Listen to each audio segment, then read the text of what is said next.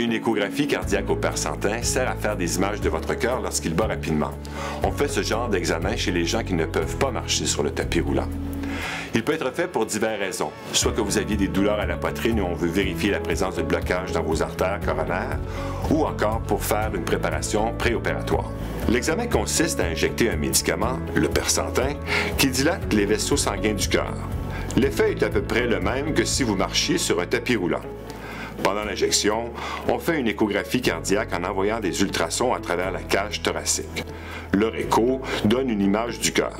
Cela dure environ 45 minutes. En général, cet examen est contre-indiqué si vous avez une maladie pulmonaire sévère pour laquelle vous avez été intubé dans le passé. Aussi, elle est contre-indiquée chez les gens qui ont déjà fait un ACV.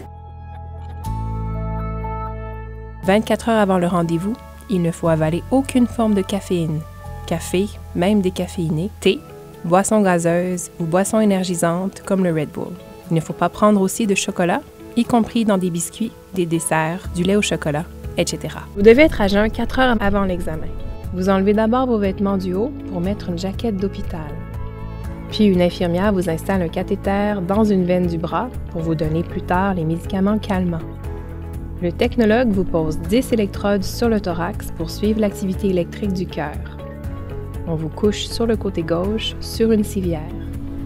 Un technologue vous met de la gelée sur le thorax, puis il commence à passer la sonde dessus pour avoir des images du cœur au repos. On injecte ensuite 2 fois le persantin avec une seringue dans le cathéter à 2 minutes et à 4 minutes. Le temps de l'injection dépend de la quantité injectée, calculée en fonction de votre poids. Le persantin peut faire battre le cœur de façon irrégulière. Si c'est le cas, l'examen pourrait être arrêté.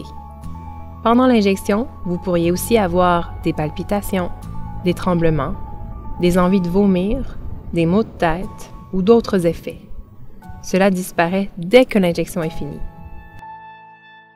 On ralentit ensuite rapidement l'effet du persantin avec un médicament injecté dans le cathéter.